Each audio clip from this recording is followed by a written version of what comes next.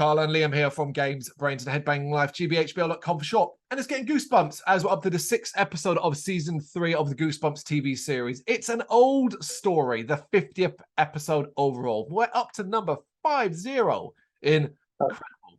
How'd that happen? How did that happen? I didn't recognize the story, didn't recognize the title at all, but I did find out it's because it's a short story again from the book Still More Tales to Give You Goosebumps. So a sequel to the original anthology as well. Yeah, I think this is clearly the season of downright weird Goosebumps stories, because this is just another very strange one that is burned very deeply into the recesses of my mind. Oh, okay, I didn't recognize it at all. So that was something, I guess. This one's directed by Randy Bradshaw, written by Charles Lazier. The characters, we have Kyle Downs as Tom, Jordan Allison as John, Patricia Gage as Aunt Dahlia, Kate Tremblay as Mimi, and Judy Sinclair as Lillian. That's the major cast. That's everyone, really. Interesting enough, the opening scene of this episode was recycled. It was actually used in another episode. Let's Get Invisible. Okay.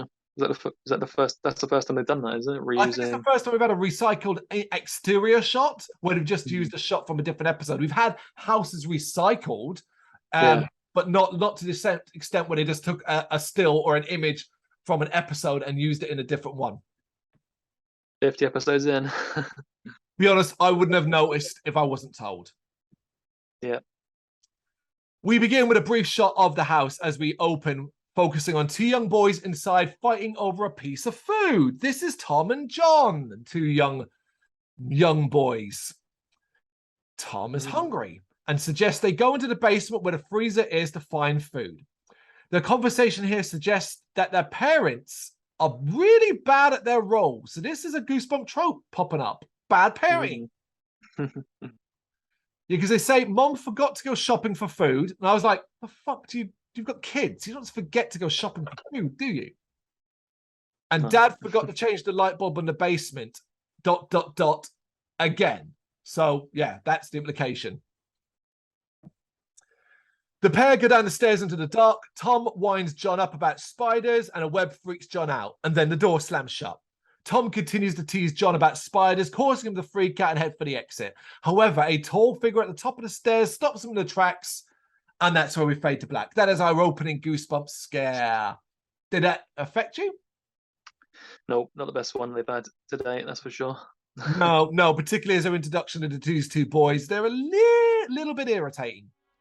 What was that? A huge tarantula, I bet. I'm out of here.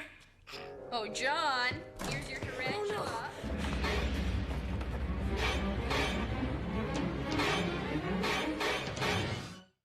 I feel like I recognize one of them from a previous episode, maybe, or maybe from something else. I don't know. Couldn't like pinpoint where, but I didn't find any information about any characters reprising roles, so I don't know about that.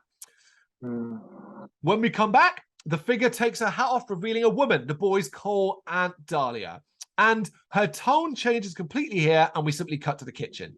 Apparently, it's been a while since they've seen her, and she was called to look after them. So apparently the parents didn't bother to tell him that.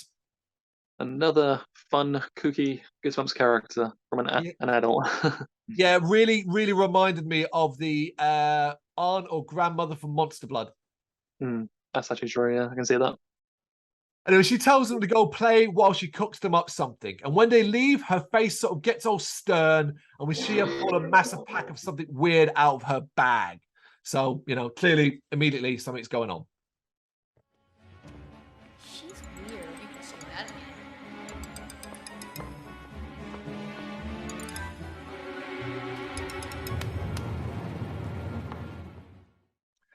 The kids are playing. And Tom has this hilarious VR headset on, which clearly just a snorkel, but redesigned to look futuristic and sciencey.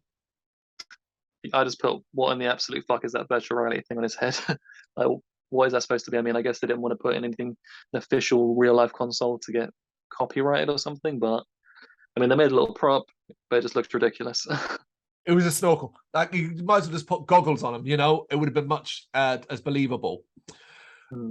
Playing the game, John questions if Dahlia is actually their aunt, and Tom says that she's the weird one that Dad never wants around. John also wonders why they're being babysat, and Tom says that Dad promised Mom a vacation before the new baby comes. And I was just like, so the parents just left and didn't bother telling one of their sons where they were going? Suppose they're supposed to think that, oh, because they've got this new baby coming, that's their excuse for being super careless. I don't know. Not really a good excuse. It's just the idea that they went, all right, yeah, Tom, we're off. Yeah, we're going on holiday. Let your brother know. Yeah, it's true. So the game is interrupted by Dahlia, who's got some cookies. Cookies that have some sort of gelatinous gloop on top. The boys obviously are like, ugh, gross, don't want to eat that. But she guilts them into eating them before revealing that they're prunes. And I was just like, oh my God, the horror. Kids and prunes, nightmarish. To this day, whenever I hear about or see the word prunes, I get massively triggered. This episode, man, put me off them for life. The only thing that bothered me is like they're not prunes. It's prune jam. Clearly, it's prune fucking jam. A prune is it's a fruit. It needs to be popped up. No, I mean, not being very specific. Yeah, not good, is it? No. Anyway, the boys end up actually liking the cookies. And later that night, as they get into bed, the boys remark on how they've learned, hey, they actually like prunes. I just wrote, my God, how thrilling is this episode so far? They turn at the lights. Yeah, they turn at the lights and go to sleep, but laughter downstairs disturbs them. They decide to go see what's going on, but Dahlia busts in, wondering why they're out of bed. And she tells them to go back before leaving. You know, Dahlia, if you've got, maybe don't be cackling downstairs. You were cackling. Yeah, if you don't, maybe go outside or something. Don't do it. Try and keep it down a little bit. Just a bit, yeah? The next morning, the boys are woken up by Aunt Dahlia, but seem to be having trouble getting out of bed as they feel sore all over. And downstairs, we see that the boys have aged. To go with this, they're complaining of bad backs, have poor hearing, and wearing clothes like an old person. And when they see each other, they're disturbed. The makeup on them here is decent. I didn't mind it so much. And I like the sort of comedy element that is them like, oh, I've got a bad back and I'm dressing like an old person. Trousers are up quite high, that kind of thing, you know? So it was silly fun. I didn't mind it. Yeah, I thought the makeup was pretty good, actually. But holy fuck, the music needs to chill. The music is going off the rails here. It's so loud, it's jarring. Maybe a touch of flu. How's John feeling? Good morning, John. How are you? Pardon? How are you feeling? Flowers on the ceiling? There's nothing on the ceiling. What's for breakfast? My special prune waffles. Want a taste? What happened to your hair? Huh? Tom then notices he's losing his hair, but Dahlia dismisses it, gaslights him. And I'm like, well, that's clear she's a villain then. We'll give her away. Yeah, I know, right? John wants to call his parents, and Dahlia agrees, but makes the call herself. And she continues to gaslight them and their mother. She gets off the phone and tells the boys that she has invited some friends over. And we then see our friends come, and it's two elderly women who are super excited to see Tom and John. This is where things get weird. Yes, indeed. Tom and John come down the stairs and are introduced to Lillian and Mimi. And the women are fawning over them, but one makes the mistake of saying that Tom is graying out nicely. But she plays it off as having meant growing up. Can you work out what's going on yet? Yes. Tom is sent to the store to get milk, and John wants to go with him. However, Dahlia insists that he stay and entertain the guests. She then makes a really direct threat, suggesting that if he doesn't hurry up, something might happen to John. Like, she's not even coy about this. She's just like, oh, we wouldn't want anything to happen to John if you don't come back quickly. I can't have you both leave at the same time. I need one of you here to entertain our guests. Hurry back, Tom. You don't want anything to happen to your brother while you're gone, do you? Yeah, Tom, hurry back. Subtle. Subtle, yes. They want to get through this episode fairly quickly, to be honest. As we cut to a POV of Tom at the store, and people treat him like an old man. Tom's, like, we get his inner monologue as he's forgotten why he's there, and as he speaks, his voice becomes deeper. and he can't understand why Evan is treating him like he's an old man. But then he catches a reflection in the mirror and he's grown even older. I would say that this episode is a little bit mean about old people, about how it's just like, oh yeah, they're older, forgetful, people treat them like they're idiots. Hey, Bob, get the letter, okay? So great.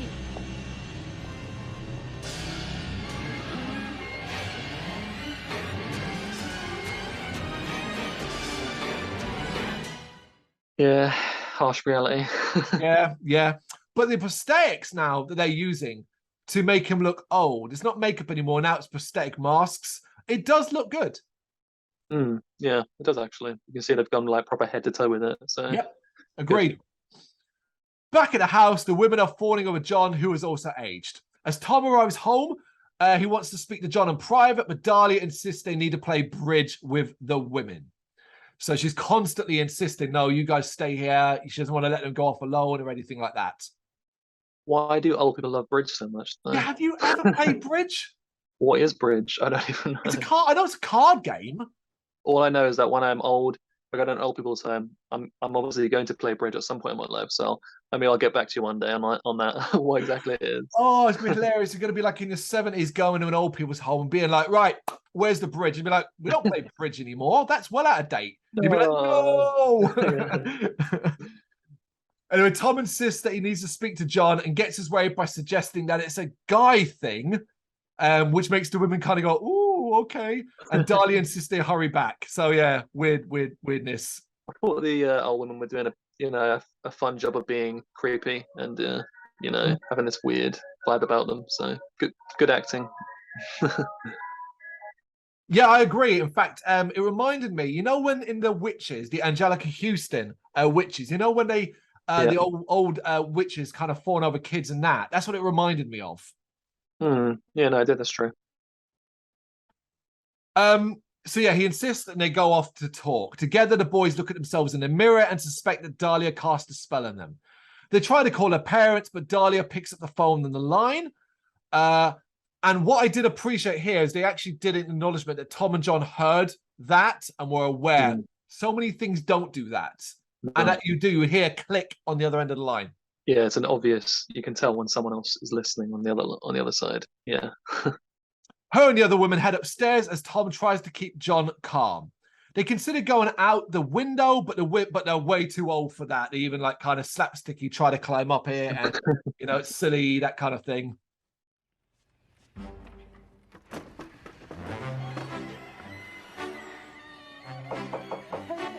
The girls want to play bridge. Don't you want to play with us? You're not. Here we go. You weren't going anywhere, were you? Oh, no. Just getting some fresh air. Dahlia and the women then burst in. And we then cut to bridge. They're playing bridge. And John uses the toilet as an excuse to get upstairs. He then goes into Dahlia's bedroom looking for anything apparently to help them. However, the arrival of Dahlia and Lillian force him to hide under the bed. He then overhears the pair speaking about marrying the boys and moving to Florida. But Dahlia says that no one is getting married until she gets paid. And Lillian writes him a check and they leave. So this is the entire story in a nutshell, quickly thrown on us. And it's weird, it's wacky, but I'll give him some credit. It's kind of imaginative. He's so adorable. And Lillian wants to marry Tom. We've got it all worked out. We're going to move to Miami and live next door to one another. The boys will never have to be apart. Nobody's getting married until you pay my fee. Then we'll talk. Oh, well, don't worry about that. They're so delicious. I'll write you a check right now. I think it's just such a weird idea for the story. I basically can see the creativity behind it, I suppose, but I'm not sure what. I guess it's supposed to prey on the fact of getting older and how, as a child, this is how you see old people. It may not be that way in reality, like you said. It's kind of like a bit derogatory in the way it's like delivered, but like it is maybe as a young child you look at someone that's even like in their 20s as being like ancient, but as a really old person you're like, that's like a corpse, aren't you? Basically, as a child, that's how you see it. Yeah. But I think the weird aspect of it to me is obviously the fact that it's saved a little bit by the old men. They want the boys, but only when they are old men. That's obviously, but like the weird aspect of it is, of course, that they are children, Yeah. and that maybe if it had been the gender roles had been reversed, and maybe you had two old men that were excitedly fawning over these young girls as they were getting older and maturing, maybe you could put it that way, that would be like not maybe as acceptable. So why is it acceptable because they're male? That's like what I was thinking. It's a damn strong argument. You're not wrong. It does get very, very different. Like a lot of things, when you reverse the roles, the gender roles, it isn't funny or cute anymore. It becomes very disturbing. Also, essentially, their food, their drink, and stuff is being spiked by something, and it's not they're not making. They're basically being trafficked by their aunt, aren't they? In a lot of ways, to put in like quite a strong term. I mean, in a way, that's what they are. So you heard it here first, man. Yeah, you're not wrong, man. God, my God, I watched this and thought, yeah, that's filler, and that's the end of it. You've just thrown I was this one thinking right of in the air. the really, really dark, sordid, despicable aspect of this episode. I was in complete disgust.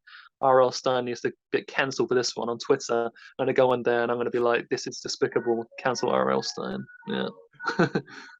Back at Bridge, John wants to make snacks and drags Tom along. In the kitchen, Tom has given up. Basically, look, this is our lot. We can't do anything about it, as John insists they must get away. But Tom just wants to eat, but is struggling because of his body. He can't kind of chew or swallow anything. He finds a jar of baby food inside the cupboard there because apparently his mom gets cravings, so that's why the baby food is there. That's fine. That's a decent explanation because that's actually fairly true. They got food for the baby, but no food for them. See, that's what's happening. They've been replaced. Shit, this episode has problems, doesn't it? Yeah. But he decides to eat it. And before John's very eyes, the baby food that Tom has eaten makes him younger. So that's how they can reverse the spell. And it's a fun element, yeah. Yeah, I was kind of like, oh, okay, yeah, you know what? Why not? Why the fuck not? Good. You're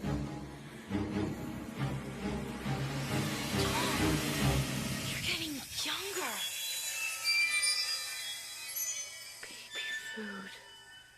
Your face. That must be the antidote. The women have had enough of waiting, though, and head towards the kitchen. The boys have now transformed back into kids and hold the door.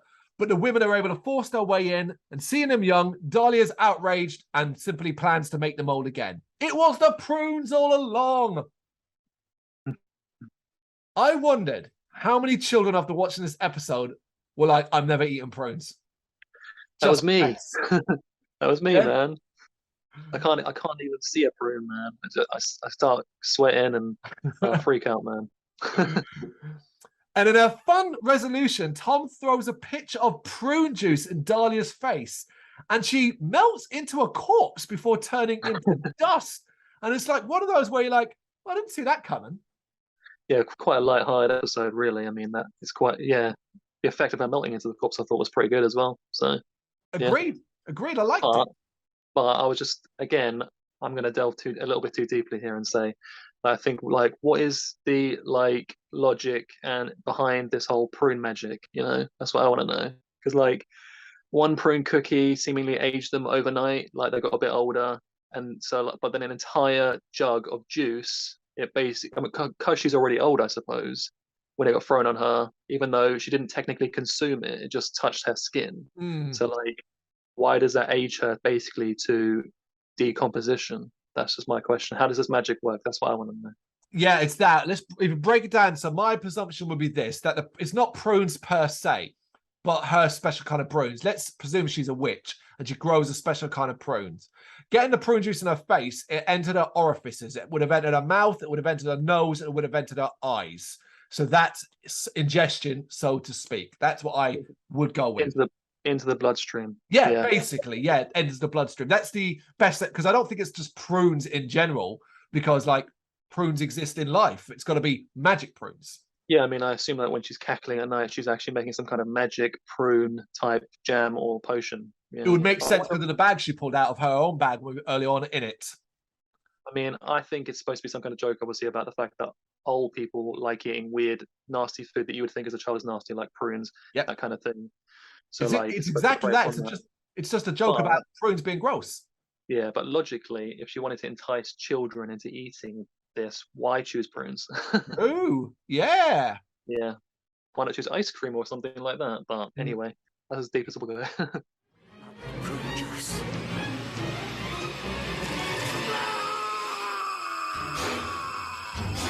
Oh, the baby food.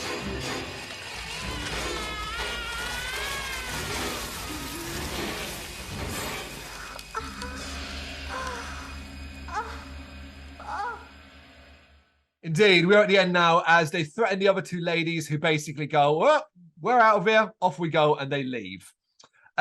Sometime later, Tom calls their mom and goes to get John, but finds him the size of a toddler.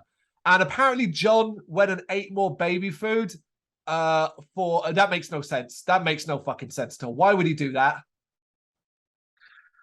I guess because he's starving. They aren't really being fed. They've established there's no food, so he just goes to the first food he sees. I don't know. But he knows what will happen. But that also suggests then all baby food does that. Yeah, I mean, yeah. I don't know. Because it wasn't. Yeah, I've stumped you there, haven't I? Yeah, I'm stumped. Because that was baby food they got out that their mother had bought. So that makes no sense. What about all other babies? Huh? Yeah, exactly. And we just got into the whole point about whether or not the prunes had some sort of elixir or something put in there, mixed in. So, but baby food is just manufactured in like a factory somewhere. It's just like food, like that's been blended and processed and put into a can. So why does that have like that doesn't have any magical potions or nothing in it? So like, why does that work that way? I just think you should leave your brain at the door on that, I think. Agreed. You kind of have to, because here would be the perfect end to the Goosebumps episode. Him looking at John as a baby or toddler, and that be the end of it. But for some reason, we didn't get another scene where Tom finds a bit of prune cookie in the bin and starts to feed baby John, and that's how it ends. And it's like, that's really underwhelming.